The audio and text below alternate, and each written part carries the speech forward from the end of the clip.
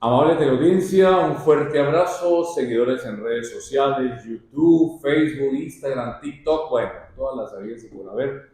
Muchas gracias por estar ahí con nosotros. Les invito para quienes están en las redes precisamente, para que empiecen a compartir este diálogo que vamos a sostener con nuestro invitado. Ya les voy a decir de quién se trata.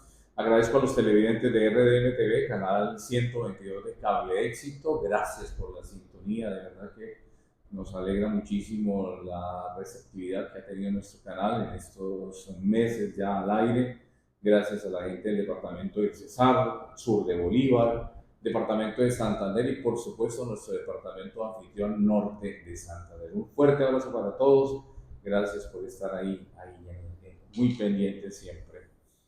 Nuestro invitado de hoy, en este instante, me es muy agradable presentarlo porque yo sé que los que conocen de la cultura ya saben de quién se trata, pero los que no, se los voy a presentar. Es el catedrático Pascual Mora García. Él es de origen venezolano, pero es más colombiano seguramente que usted y que yo. ¿Sí? Vamos en el desarrollo de la entrevista el saber del por qué le digo esto.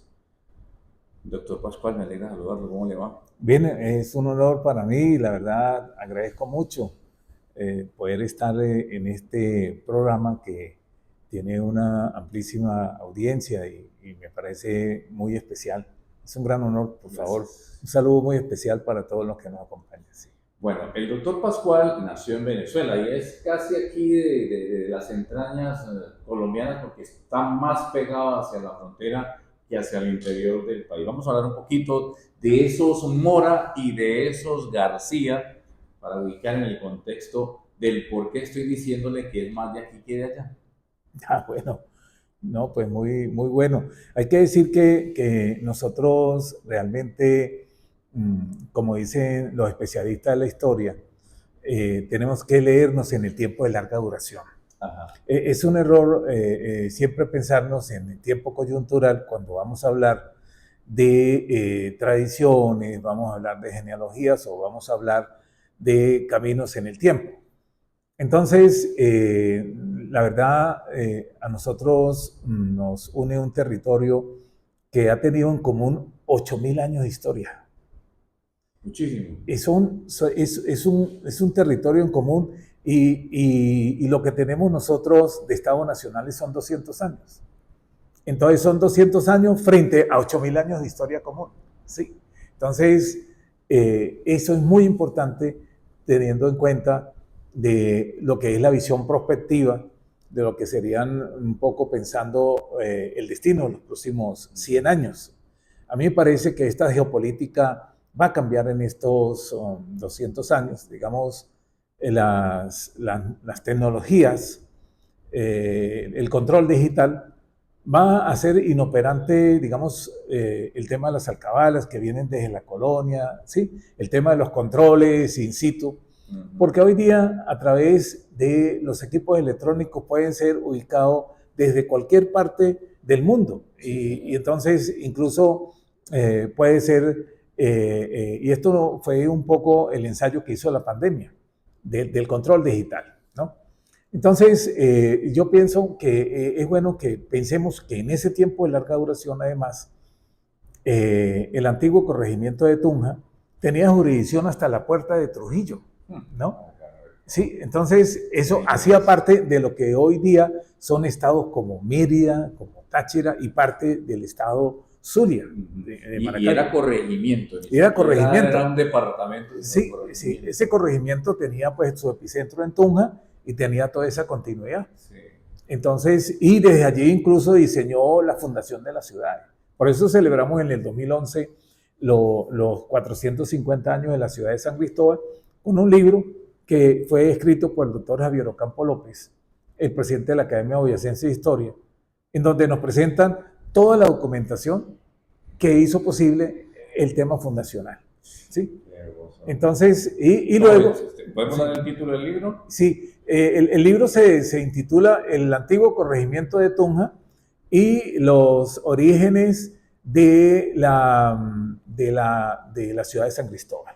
Antiguo Corregimiento de Tunja. Yo creo que los televidentes han quedado sorprendidos con ese título. Ustedes conocen Tunja, la capital de Boyacá, pero Corregimiento de Tunja, hágame el favor, eso hay que leerlo, lo recomendamos aquí para que se busquen por allí, porque me imagino que está en línea, ¿cierto? Sí, el libro fue editado por una institución en San Cristóbal. Ajá.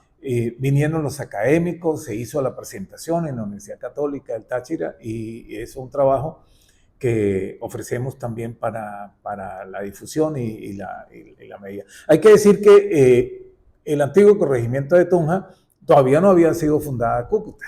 No, sí, por supuesto, no. Hacían parte inclusive de todo ese corregimiento. Sí, entonces, porque Cúcuta, Pamplona, Cúcuta va a cumplir 300 años en el 2033. Sí. Entonces, estamos hablando de un tiempo histórico que son de más de 450 años.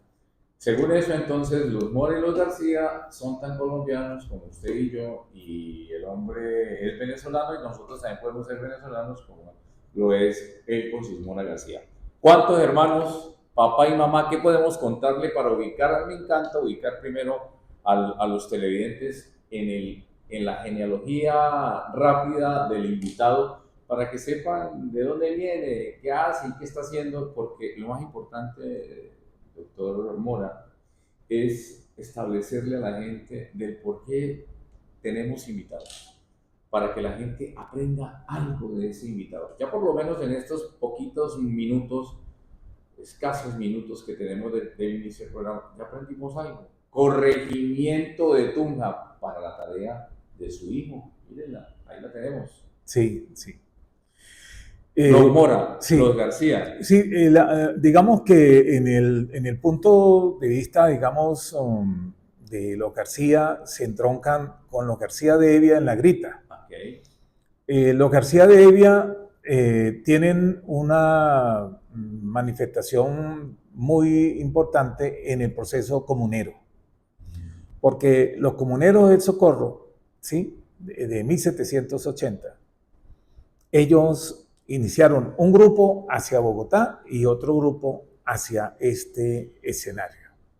Recordemos que los comuneros del Socorro tenían muy claro de que esto era un camino que había sido modificado tan solo 3 años antes, la jurisdicción geopolítica. Uh-huh. Sí, Carlos III había hecho la fragmentación de lo que era parte de la antigua Virreinato de Santa Fe 3 años antes, para desmembrar a Mérida, a Trujillo y parte del sur del lago de Maracaibo y hacerlo parte de la Capitanía General de Venezuela. ¿Sí? Pero, como nosotros sabemos, desde el punto de vista histórico, la mentalidad es lo último que cambia. Y dice Jacques Le Goff, el francés que es especialista en este tema, que cambiar una mentalidad duraría 300 años. Por eso es que mentalmente estos territorios se diferencian del resto del país de Venezuela, pero también tienen en común una mentalidad que está más cercana con la mentalidad de la Nueva Granada, con la mentalidad de lo que a la postre se conoce como el territorio geopolítico de la nación colombiana. Entonces, esto es un punto muy importante. Bien, pues los comuneros del Socorro inician este tránsito, ¿sí? Y se contacta con Juan José García de Evia, que era el capitán, ¿sí?, de los comuneros de la Grita. Esta familia de los García de Evia de la Grita está emparentada con los García, de los cuales yo pertenezco, ¿sí? Esta familia son varios hermanos. El menor de ellos es Francisco Javier de la Luz García de Evia. De la Luz. De la Luz García de Evia. Y hay un punto muy importante que conecta para observar todo este tema de la... Perdona, pero García de Evia es un solo apellido. Un solo apellido, sí. Ajá, García de Evia. De Evia, sí. Es un solo apellido. Este hermano menor, que es Francisco Javier de la Luz García de Evia, va a Bogotá luego de que en la Grita recibieran a don Antonio Nariño, quien había ingresado por Coro luego de que él se pudiera escapar de su retención en España. Ingresó por Coro, llegó a La Grita. En La Grita fue protegido por los representantes que estaban allí del movimiento comunero. Y el padre Fernando José García, que era el tío de estos comuneros de La Grita, le dice a don Antonio Nariño que por favor llevara a Francisco a Bogotá para que se formara allí en el Colegio de los Bartolinos, donde en efecto se gradúa con mérito como doctor en ciencias eclesiásticas y jurídicas de la época. Llega a ser vicerrector de los Bartolinos y en 1815 don Antonio Nariño lo encarga de la presidencia de la provincia de Cundinamarca. Provincia de Cundinamarca. Sí, es decir, la provincia central, sí, de la Nueva Granada, ¿sí? Donde estaba el virrey. Que Tunja era corregimiento de la provincia de Nueva Granada, según eso. El caso, Tunja es sucedida por el virreinato. Pero políticamente, ¿a quién le correspondía ese corregimiento? El corregimiento de Tunja, recordemos que el corregimiento de Tunja es antes del virreinato. Ok. Es antes del virreinato. Sí, el virreinato luego va a cobijar el corregimiento. ¿Sí? Entonces, ese punto es importante. Sí, la estructura de poder entonces ya comienza a desarrollarse con el virrey en Bogotá. Entonces, ya estábamos hablando allí de una diferencia de 300 años, ¿no? Digamos, entre el corregimiento y el epicentro allí en Bogotá, que de esta provincia de Cundinamarca, cuyo presidente llega a ser Francisco Javier de la Luz García de Hevia, que era hermano menor de los comuneros de La Grita, nacido en 1763. Bien, asume la presidencia de Cundinamarca.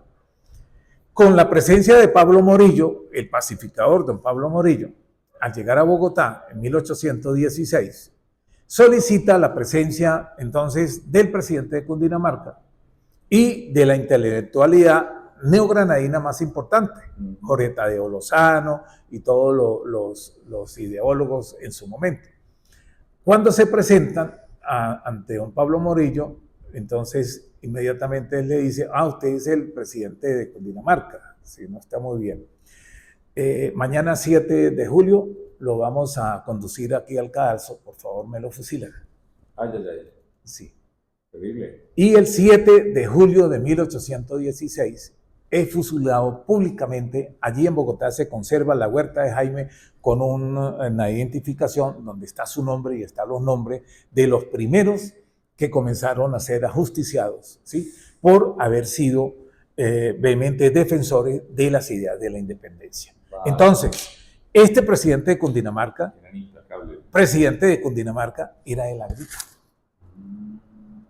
Por eso es una interrelación de lo que decíamos, la mentalidad es lo último que cambia. Si el primero, digamos, o entre los primeros héroes de los procesos de independencia del Táchira, de lo que a la postre será el Táchira también, porque eso eran cantones, va a ser Francisco, es decir, uno de los hermanos de los líderes comuneros. Esta historia conectada. Los comuneros del Socorro, los comuneros de La Grita, luego el comunero de La Grita llega a ser presidente de Cundinamarca. ¿Sí? Y el presidente de Cundinamarca es fusilado por don Pablo Morillo. Entonces, estas conexiones son muy importantes para no perder nosotros la idea de lo que hemos sido. Es decir, un pueblo sin historia es un pueblo falaz, es un pueblo fugaz, dicen los expertos. ¿Sí? Para no repetir los errores tenemos que conocer la historia. Doctor Mora, los Mora y los García tienen esa vena cultural, histórica, ya por lo que nos ha comentado. Para quienes no lo saben, él es catedrático, está en varias universidades presentes, está dictando sus clases, está asistiendo las tesis de grado, en fin. Yo creo que más de un estudiante seguramente está viendo el programa, y ahí está el profe. Así le decimos, ¿no? Gracias. El profe, ¿no? El profe. Yo tuve la oportunidad de verlo por primera vez hace muy poco. Me roba la atención por su capacidad, por su dialéctica y ese dominio de historia. Pero eso no se gana así de fácil. Eso no es así que por ósmosis, ¿no? Toqué el libro y ya, listo, ¿no? Eso viene de historia. ¿Cuándo se inquieta usted por la historia para ser hoy por hoy el hombre que ha tenido esa trayectoria en la academia de historia, en las academias bolivarianas, bueno, en fin?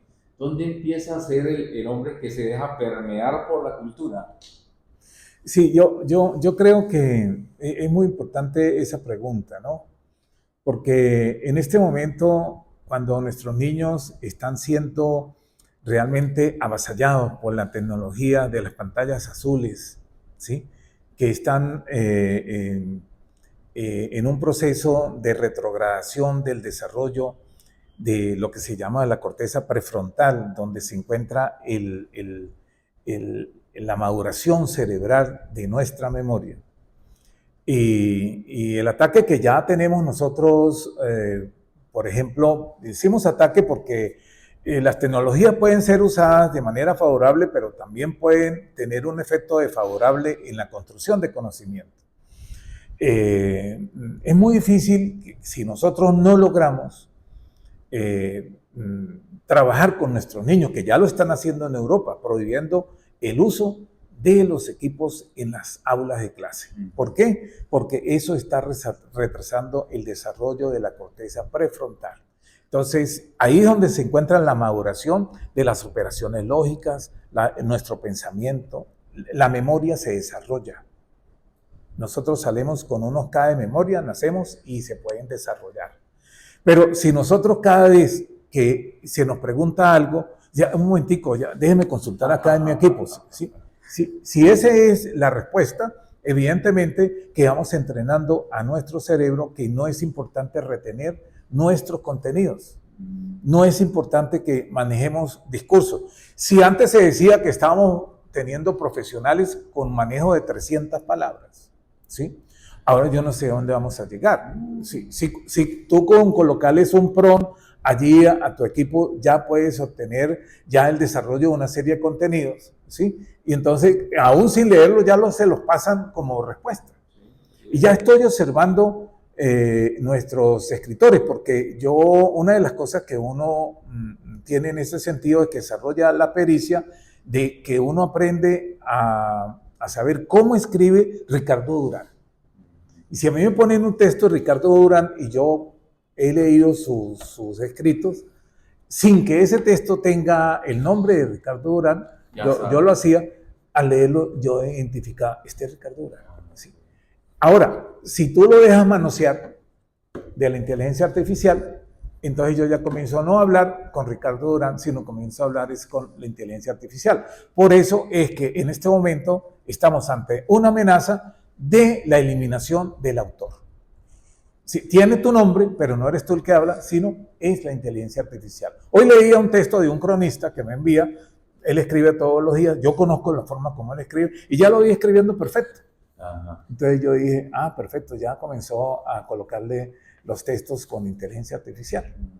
Entonces yo le escribía, hermano, no me mande trabajo, sino que sean escritos porque la forma como tú escribes. Es como que agarremos 100 años de soledad de nuestro laureado Nobel García Márquez y le apliquemos inteligencia artificial. Perdería totalmente el sentido del autor. Ese es el peligro que tenemos. Entonces yo aprendí a estudiar historia porque el libro con el cual aprendí a leer es un libro publicado en Bucaramanga que se llamaba Manuela y comenzaba. ¿Fue su primer libro? Sí, fue el primer libro. Comenzaba con el abecedario y terminaba con la Guerra de los 1000 días. Qué bien. Sí, de manera que yo aprendí a estudiar la historia binacional y a conocer a don Antonio Nariño, hasta conocer al general Uribe en la Guerra de los 1000 días, gracias a este libro. Comenzaba con el abecedario y terminaba con la Guerra de los 1000 días. Sí, se llamaba Manuela, el libro. Y sí, había sido escrito por un venezolano que fundó escuelas en Bucaramanga que se llamaba Fidel J. Orozco. Y él llegó y fundó escuelas después de estar jubilado ya, fue y fundó 2 escuelas ahí en Bucaramanga. Esto es algo muy interesante porque el propio Dámaso Zapata, ¿sí?, que es el líder del proceso educativo, del radicalismo, de la Constitución de 1863, va y funda escuelas en San Cristóbal.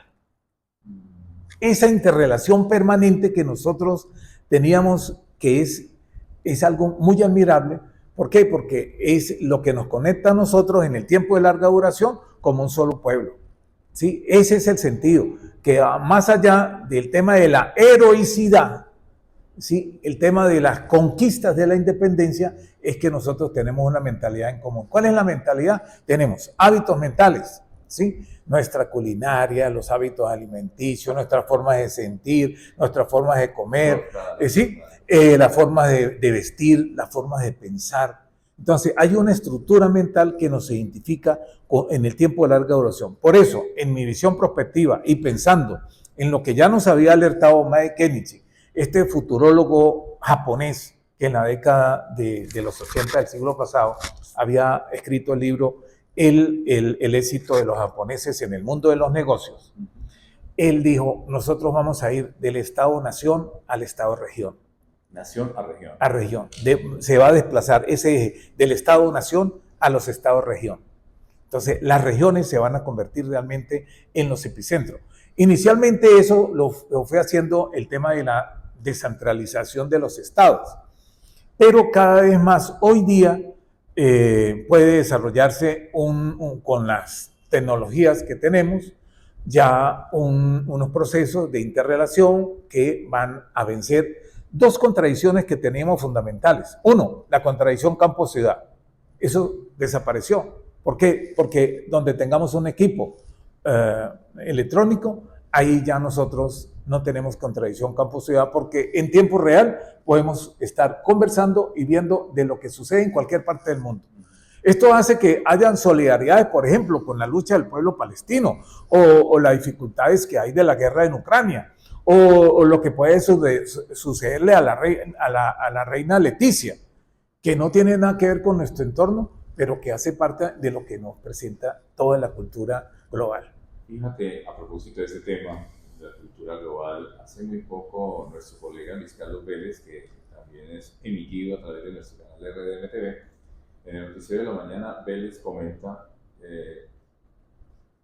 abrió el noticiero de una manera muy singular la semana pasada, dice, primera noticia, no impacta de a mucho en Colombia, pero acaba de llegarme a mi red social la bofetada que le pega la primera dama a Emmanuel Macron, sí, el presidente de Francia, al llegar a un vuelo. Pero fue inmediato, o sea, así, al instante, ¿no? Eso no es que espera que lo edite, a que me llegue mañana, que llegue por microondas, no, nada, llegó de una vez. Es la inmediatez, ese contacto, sí, que tengo de tener a la persona cercana, de no sentirlo tan distante. Fíjate ahora con la elección del nuevo Papa, la gente lo siente tan cercano porque ya saben cómo se maneja el cónclave, ya vieron cómo entraba, salía, la transmisión la tenían en estos aparaticos, lo vieron, ya investigaron que era peruano, ya cuando lo nombran en el balcón, la gente ya sabía de quién se trataba. Bueno, eso es así, la inmediatez. Cuando me animé a hacer la entrevista al doctor Bora García, yo decía, este hombre es rico en muchísimos temas, pero yo quiero seguir investigando de dónde le sale todo ese interés, además de leer el libro Manuela, porque es que eso así tampoco de leer un libro, nada. Yo el día que me enamoré de la comunicación social fue un día que un padre, cuando yo tenía 10 años, me dice, Ricardo, me hace un favor, me hace la primera lectura, y era una cosa así de larga, un domingo a las 6 de la mañana, el templo completamente lleno. Le dije yo, muestre a ver cómo es, qué es, y arranqué y leí, y coincidencialmente en los fieles que estaban allí, estaba mi profesora de español, y ella fue la que me dio el visto bueno, me dijo, te vi leyendo ayer, me dijo el lunes. Qué bueno. Y por ahí como que me enamoré del micrófono y de la comunicación social y de estar interactuando con la gente. En el caso de nuestro invitado, leyó Manuela, pero después dijo, bueno, yo quiero hacer esto, seguirme preparando.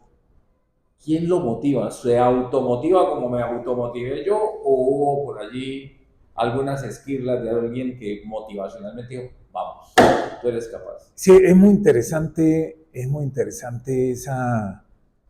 esa pregunta, ese comentario que haces. Me parece que es muy importante.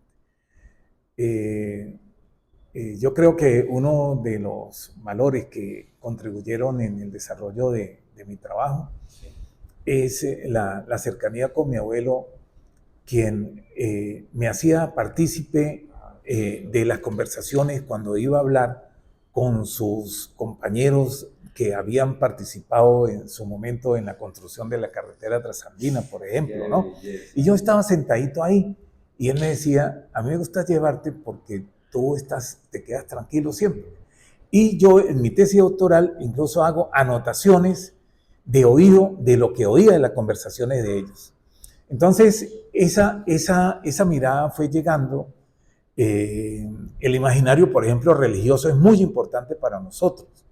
¿Por qué? Porque esa tradición ancestral en nuestras raíces, en el tiempo de larga duración, es muy importante, son muy profundas. Nosotros somos en una continuidad de la andinidad, y para esa comprensión el sentido del espíritu es fundamental. Me hace un favor, me le da el crédito a su abuelo donde quiera que esté, seguramente en la eternidad nos estará escuchando, porque uno siempre dice, mi papá, que en paz descanse, Alfonso Durán García, me dijo tal cosa.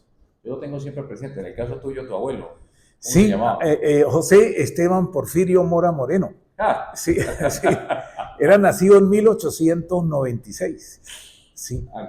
De manera que yo tengo la cultura de 3 siglos. 10 años después de la Constitución de Colombia. Sí, tengo ¿Cuántos hijos? 5 hijos, y mi papá era el tercero de ellos. Y pues esa es una tradición muy interesante porque él logró preservar los documentos que había llegado desde la colonia, cartillas que le entregó a mi padre de cuando ellos habían llegado a la región de Llano Largo y ellos se habían establecido allí 3 hermanos, que a la postres contribuyeron a la firma de las cartas de adhesión a los procesos de independencia en 1811. El 11 de octubre de 1811 se firma la carta de adhesión al proceso de independencia, y hay algo muy interesante, y yo lo cito en el estudio que hice al respecto. Las cartas de adhesión a los procesos de independencia, en ese documento dice que la presión venía desde el socorro. Es algo muy interesante. Donde prácticamente está el verbo comunero. Sí, y además se había hecho una constitución. Entonces es muy interesante que de 1811 son constituciones provinciales, pero eran constituciones que era muy interesante de cómo la idea de la independencia se había fraguado ya dentro de este ideal de los comuneros, y en Colombia la construcción del proceso de la independencia se hace al revés que en Venezuela. En Colombia se hace desde las constituciones provinciales a la conformación de la Constitución Nacional después. En el caso de Venezuela se hace primero con la firma y el movimiento que se había generado, la convocatoria en Caracas del proceso constituyente para la Constitución de 1811, del 21 de diciembre de 1811, se hace la primera Constitución Nacional por convocatoria nacional. Entonces se hace la construcción de ese proceso desde la capital. Y luego las firmas de adhesión vienen desde las provincias. En el caso de la Nueva Granada, los procesos emancipadores vinieron desde las provincias. Por eso las constituciones provinciales son muy importantes en el estudio de la conformación de la nación colombiana. Y de allí es donde va a conformarse la Confederación de las Provincias Unidas de la Nueva Granada. ¿Sí? Sí, que realmente la Confederación de las Provincias Unidas de la Nueva Granada es el primer prototipo de construcción de la nación neogranadina. Y es allí, por cierto, Bolívar tiene liderazgo muy importante, porque estando allí en Villa Leyva, el presidente de la Confederación de las Provincias Unidas de la Nueva Granada, Camilo Torres Tenorio, y luego de que en Venezuela se hubiese perdido la Segunda República en 1814, pues es invitado, llaman a Bolívar, ellos se conocían. Ya sabemos nosotros que la campaña Admirable había sido propiciada desde Cartagena, ¿sí? Con ejército de Cartagena y de la Unión. Y le dicen a Bolívar que la Confederación de las Provincias Unidas de la Nueva Granada había logrado congregar 11 de las 22 provincias, pero que faltaban 11 por integrarse. Y le piden si él puede liderar ese proceso para que se fusionaran esas 11 provincias. Le entregan a Bolívar el ejército, efectivamente, de Cartagena y de la Unión, y Bolívar en 6 meses entrega eso está documentado en el libro que se publicó sobre José Ignacio de Márquez, liderado por el actual presidente de la Academia Colombiana de Historia, don Armando Martínez Garnica, en donde están los documentos de primera mano, en donde Bolívar logra integrar estas 11 provincias en una sola. Entonces, lidera también este movimiento que es muy importante en la construcción de la nación colombiana. Dirán los televidentes, usted le pregunta una cosa y el hombre se va a la historia. Es que el hombre tiene ese ADN ahí implícito que no lo puede quitar absolutamente nadie. Le pregunté por dónde va la vuelta y terminamos hablando de Bolívar. ¿Cómo les parece? Pues a propósito del tema, vamos a contarle a la gente el por qué ese amor a pertenecer a las academias, a las sociedades bolivarianas, a meterse no solamente en el tema tachirense, de San Cristóbal, de su entorno donde nació y se hizo, sino que traspasa las fronteras y sabemos que en Pasto lo están viendo. Sabemos que en Bogotá lo está, el profe. Y está inmiscuido en las academias de historia de Colombia, en la sociedad bolivariana de allá, de acá. ¿Por qué se arraigan, verdad? Es muy interesante. Yo creo que es un trabajo vocacional. A veces dice, perdónenme, es que aquí conozco yo los de Cúcuta y ellos trabajan su Cúcuta, su norte de Santander y ya. Por ahí uno que otro salta al Tunja, salta a Bogotá y pare de contar. Pero yo veo que usted arranca Táchira, se viene a Cúcuta, Bogotá y está en un todo. Bueno, son 28 años de trabajo en Colombia. Sí, impresionante. Yo hago parte del equipo pionero que en 1998 inaugura el primer doctorado en red en Colombia. Doctorado en red. En red en Colombia, de universidades públicas colombianas, que es RUDE Colombia. Desde 1996 fui invitado a ser parte de este proyecto que vamos a celebrar ya 30 años este próximo diciembre. Ya 30 años. En ese 30 años se ha logrado desarrollar en 11 universidades estatales de Colombia un programa de doctorado en ciencia de la educación con acreditaciones de alta calidad, en la cual hemos sido cofundadores y en la cual hemos logrado publicar, en mi caso, cerca de unos 70 libros y capítulos de libros sobre la historia de la educación colombiana. Entonces, es un trabajo que hemos venido haciendo en el tiempo para la formación de doctores en Colombia y formación de doctores con acreditación de alta calidad. Esto es muy importante. Todavía seguimos. El último de los doctorados es el de Cundinamarca. Fui co-redactor del documento maestro del doctorado en Ciencia de la Educación de la Universidad de Cundinamarca con acreditación de alta calidad y en este momento con registro calificado desde el 2021.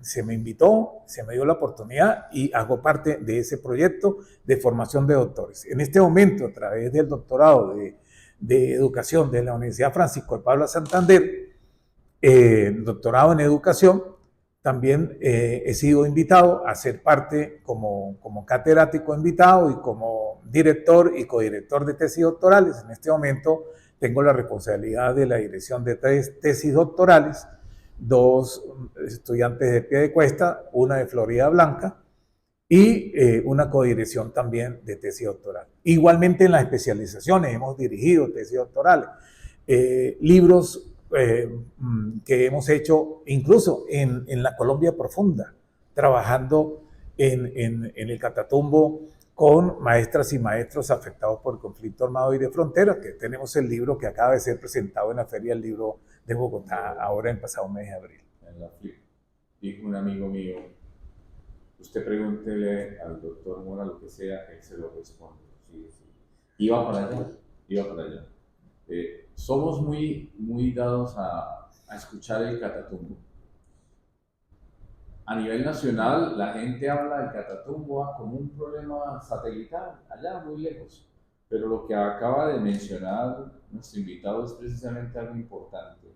La vivencia de la educación del maestro en el Catatumbo, donde le toca trasladarse de un sitio a otro en mula, no en motoneta ni en la moto eléctrica, nada. Donde yo creería, utilizando el escenario donde estamos, que parece un misionero redentorista, ¿no? Sí. Trabajando en pos de la educación. No parece un maestro, me parece un misionero redentorista, ¿no? Verlo en el lomo de mula, pasando el río. ¿Crece o no crece el río? El río no es que sea mansito, ¿no? Es un río peligrosísimo. Esa vocación, y usted tiene todo eso plasmado en un libro. Sí, hay algo muy importante, y es que este libro lo hicimos haciendo una investigación que se llama no extractivista, es decir, desempoderando la voz de estos maestros que aparecen como coautores del libro. Porque normalmente las investigaciones se suelen hacer es utilizando la información, ¿sí? Y pasan como seres anónimos. Sí. No, en este caso es empoderando al maestro, trabajando con ellos para que escribieran sus propios capítulos del libro. Entonces tenemos 38 capítulos del libro escritos por 38 maestras y maestros. ¿Sí? ¿Y cómo les fue en la feria? Es muy importante porque, digamos, ¿Aceptación? Son libros que crean mucha expectativa. Crean mucha expectativa porque normalmente son trabajos que se producen con una novedad interesante, porque vamos develando otras verdades, que es lo que se ha desde la capital, por ejemplo, se había hablado de la dificultad que hay con el apartheid educativo, incluso por el apartheid desarrolladas allí para presentar cómo nosotros podemos presentar en una feria del libro temas que son locales, pero de mucha esperanza, en donde los docentes son revestidos de un gran potencial. Y yo le decía cada vez que ellos estaban escribiendo e iban narrando, ¿por qué no me escribe lo que está diciendo? Es que ahí tenemos nuestro realismo mágico, lo tenemos de manera natural. ¿Sí? Esos valores maravillosos, es que tienen una beta maravillosa en su escritura. Esa es la que no podemos dejar que la rompa el equipo que nos hace la inteligencia artificial. Doc, hay un tema que yo quisiera tocar. Hace rato lo decía, aparecieron estos aparaticos, ChatGPT, inteligencia artificial. Ahora dicen que la inteligencia artificial china, que es gratuita, está arrasando con toda, está poniéndole una patica encima, como dicen las mamitas antiguamente, a ChatGPT.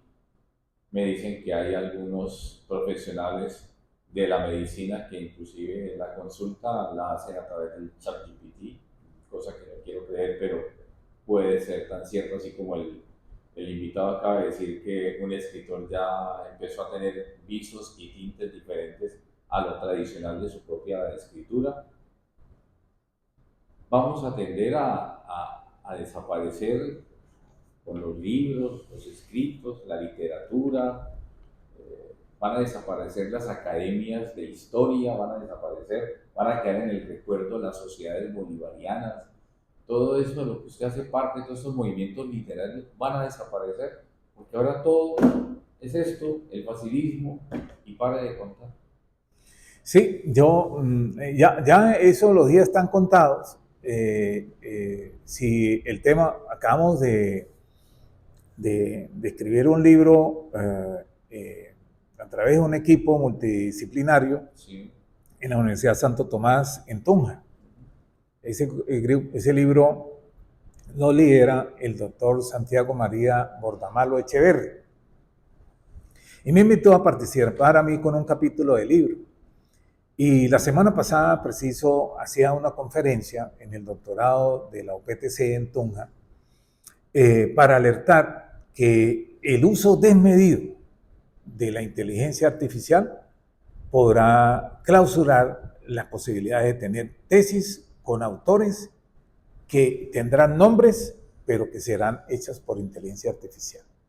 Es alarmante porque esto efectivamente va a minar la posibilidad de pensamiento.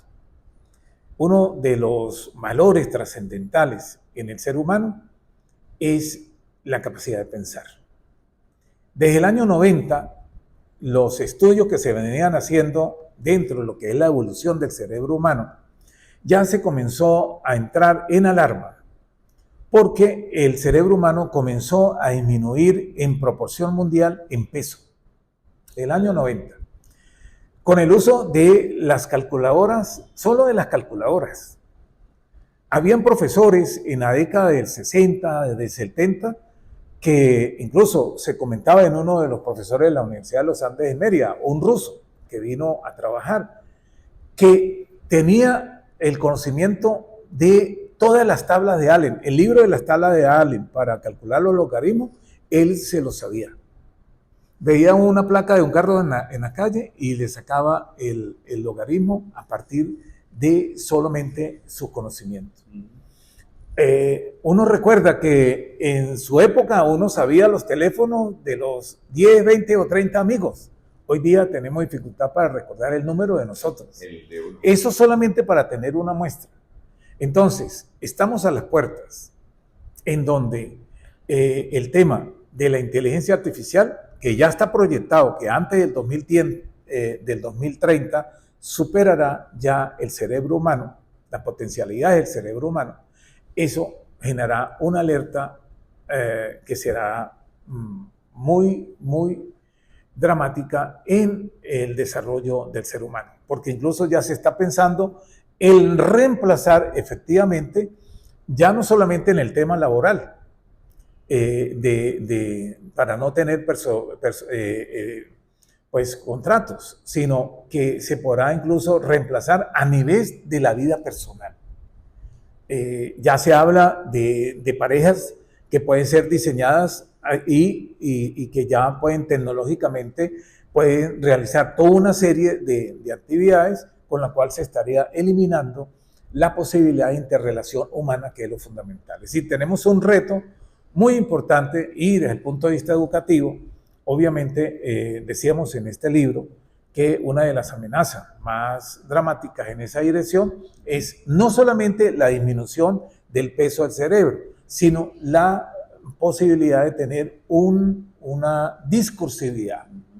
El que podamos sentarnos a hablar con pares sin que estén acudiendo a sus lecturas, a los equipos, sino así como estamos haciendo acá. Es decir, como dicen los cantantes, a palo seco. A capela. Sí, a capela. A capela. Entonces, ese es un reto que nosotros tenemos. Esas academias de historia y esas sociedades bolivarianas, lo decíamos esta cámara el día anterior, un diálogo que lamentablemente no lo grabamos, o afortunadamente no lo grabamos. Dice, son personas muy mayores, y los jóvenes, ¿qué hacemos con los jóvenes para que se interesen por eso? Y ya con esto la inteligencia artificial, uno como que ya hay un proyecto, hay un programa muy importante que a partir de la ley aprobada en el 2019, de la incorporación de la enseñanza de la historia, ¿sí? Aprobada por el Senado ya, y un proyecto que desde el 2017 se inició, porque la historia se había diluido entre las otras ciencias sociales. Y al diluirse perdimos una gran potencialidad y es perder la razón de lo que somos, de nuestras raíces. Entonces, al perder esa conexión, entonces nos desarraigamos y comenzamos a tener profesionales, pero que no tenemos formación en el campo histórico, que es tirar un ancla al piso, sino desarraigados. Entonces, hay un proyecto que es el retorno de la historia a la escuela. Ojalá. ¿Sí? Y dentro de ese proyecto de la historia de la escuela, que ya será para las generaciones que tendrán responsabilidades en los próximos 20 y 30 años. Fíjate lo difícil que es decir, el vacío que hubo en el tema de la enseñanza de la historia. ¿Por qué? Porque ya los profesionales que durante estos 20 años se formaron, ¿sí? Pues ya están en el campo laboral. ¿Sí? Pero nos encontramos nosotros con estos vacíos en el doctorado. ¿Sí? Entonces son vacíos que ellos asimismo, ¿verdad? Comenzamos a darnos cuenta que estos vacíos nos hacen un daño terrible porque perdimos la conexión con la nación, con nuestra ancestralidad, ¿sí? Y eso nos desarraiga. ¿Qué sucede con eso? Pues minamos los cercados desde el punto de vista del conocimiento, que está muy bien, que esos cercados entre las disciplinas hicieron mucho daño, pero que el daño más grande que se hace en este momento es la proyección de una cultura anglobalizada que nos ha hecho perder nuestras raíces de pertenencia, pertinencia y pertenencia. Es decir, los dos elementos que nos permitían tirar ancla en la pertenencia de la nación. Yo no sé si la literatura como tal, la gente, lo digo desde el punto de vista de las tecnologías de la información. La persona toma el celular, se va a YouTube, se va al Facebook, se va al Instagram, al TikTok, y prefiere ver video, la parte solo audiovisual, y la literatura la dejan a un lado. A veces el encabezamiento dice accidente en la vía Cúcuta-Pamplona y la gente ni siquiera lee lo que más adelante sigue, como saldo, no sé qué, tal, un herido, 2 fallecidos, nada. La gente ve es lo que está en el video, lo que está relatando el video, el lenguaje audiovisual y el lenguaje de literatura como tal. La literatura la van desechando. Pereza, por lo que disminuyó el peso del cerebro, pereza mental. Estas generaciones de hoy por hoy, o sea, como que la pereza, me dice la gente, Ricardo, cuéntemelo rápido, cuéntemelo en 30 segundos. Y ya los estudios, lo decíamos alguna vez con Juan Diego Alvira, el gran colega nuestro, decía, si tú no captas la atención en 3 segundos, máximo 5, cuando pasas en el celular el dato, ya no te van a ver, ya no te van a tomar en cuenta. Y todo se fija es por eso. Ahora, si tú tomas un libro y lo empiezas a leer, yo creo que lo leemos los que tenemos 50 y tantos años, 60 y tantos años, y por ahí algunos de 40 y pico, pero ya de los 30 para arriba la gente ya ve un esto y lo ven como un objeto, una cosa, y ya no lo van a determinar. A mí me preocupa eso. A mí me preocupa que la gente no lea. A mí me decía mi profe, lea. Era el verbo más fácil de meterle a uno. Yo leo, tú lees, vamos a leer. Y existía la biblioteca, ahora ya ni eso. Sí, yo recuerdo que hace 30 años publicábamos uno de los libros que se llama Del fin de la historia a la posmodernidad. Decíamos, hace 30 años, decíamos, estamos en presencia de una generación que es más icónica, ¿sí? Ajá. Oral que verbal. Sí, señor. ¿Sí? Entonces, esos engramas cognitivos fueron captados por la industria comercial y de consumo para exactamente potenciar una orientación hacia una generación que va a desarrollar más las capacidades de leer imágenes, ¿sí? que de la lectura de la escritura, que es como se construyó la evolución del conocimiento de la humanidad. Entonces, esto efectivamente es uno de los retos. Yo le decía a mis estudiantes de publicidad y mercadeo en la época, le decía, hay algo que en publicidad se dice que es lo que va a captar en los próximos años. Y es que si la información no la transmite en lo que puedes leer a través de la imagen sintetizada, que es lo que puedas captar con un solo vistazo, si no lo lees, ya no captaste la información. De manera que el publicista se va haciendo hábil en la construcción de la información, y obviamente puede ser utilizado todo, ¿verdad? Porque si verdad es lo que vende y verdad es lo que uno quiere que la gente crea, pues evidentemente comienzan a ser utilizados todos los códigos posibles, incluyendo los códigos del inconsciente. ¿Sí? Entonces, para vender un producto, entonces se lo presentan como una metonimia, en donde para comprar un pan no es que te vas a comer un pan, sino es la forma como puedes realizar un acto sexual metaforizado a través de la palabra para ir a comprar el pan. Entonces uno dice, o sea, cómo el lenguaje comenzó a ser manipulado, utilizado, y ya lo decía Humberto Eco, el código del inconsciente va a ser utilizado para ponerlo al servicio de la venta de cualquier producto. Y yo sí, no sé, aquí hablando con los televidentes, con nuestros seguidores, yo creo que sigue reinando el lenguaje gestual. Por muy que se pare alguien frente a una cámara, por muy que haga un en vivo, un TikTok, el que haga moniquetas allá y quiera captar la atención, la quiere captar con gestos. Y yo voy al libro. Si yo llego y leo planamente, no leo relatando, no hago gestos, no muevo manos, no actúo lo que leo, yo creo que se manda a recoger el libro que estoy leyendo. Lo mismo pasa en el lenguaje de las TICs. Si usted no tiene la gestualidad, apague y vamos. Ay, no, ese es muy plano, ese es muy mal. Ay, no, qué narrador tan aburrido. ¿Cómo es? Qué animador tan desanimado. Hay que tener también el feeling, ¿no? Hay que tener magia, como le diría yo a un amigo mío. Hay que tener química, física, matemática y biología, de todo. O sea, meterle todo el ser a la actitud comunicacional y a la actitud lectora, a la actitud del ser humano, ¿no? Por encima de la inteligencia artificial está la inteligencia esta, la de uno, la del ser humano, la que nos dio mi Dios.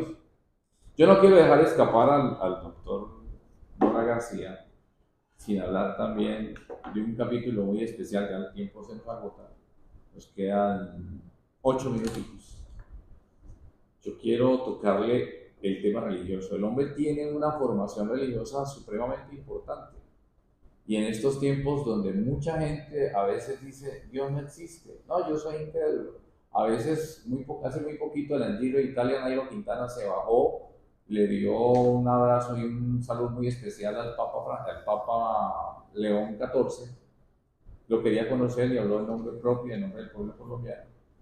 Y yo escuchaba el narrador de ciclismo del canal que estaba sintonizando, dijo, por el respeto que nos merecen el resto de religión, ahora toca decir eso por Dios, pedir permiso para uno hablar de Dios. Yo sé que no creen, yo sé que esas creencias, yo sé que hay muchas personas. Sí, pero ¿por qué el miedo, por Dios, hablar de Dios? Y usted es un creyente a carta cabal, como lo soy yo. Pero ahora, ¿por qué tenemos que pedir permiso? Ay, con el respeto que nos merecen los televidentes en Latinoamérica, Nairo nos emocionó al saludar al Papa. Yo sé que más de uno no cree que tal. Hombre, por Dios. ¿Ah? Ese miedo. Pasa usted delante de mucha gente y en lugar de hacerse la señal de la Santa Cruz, ¿no? Hacen que no me vean, que no me vean. Yo quiero tocar ese tema en estos minutos. Sí, no, nuestras creencias. sí, me Ustedes parece formación cristiano-católica. muy interesante. El ser humano comenzó a ser humano cuando él comenzó a darse cuenta que podía conectarse con un ser trascendental. De manera que lo que diferencia al ser humano de nuestros hermanos animales también, ¿sí? O también de nuestras, porque somos una continuidad en la naturaleza, es que el ser humano tiene la necesidad espiritual. Es inherente a la condición humana. Digamos, la dimensión espiritual, algunos incluso han escrito sobre la inteligencia espiritual. Así. Sí, sobre la inteligencia Excelente artificial. término. Entonces, esto para destacar cómo el tema en el ser humano es fundamental. ¿Sí? Y esto no tiene nada que ver con que la inteligencia espiritual tiene que deslindarse del laicismo. No, el laico es una persona que tiene una inteligencia espiritual también. ¿Sí? El laico no necesariamente es una persona que no tiene esas necesidades. De manera que yo soy de los que pienso y creo que la dimensión del ser humano y lo consolida como ser humano en la misma medida en que tenga un desarrollo espiritual.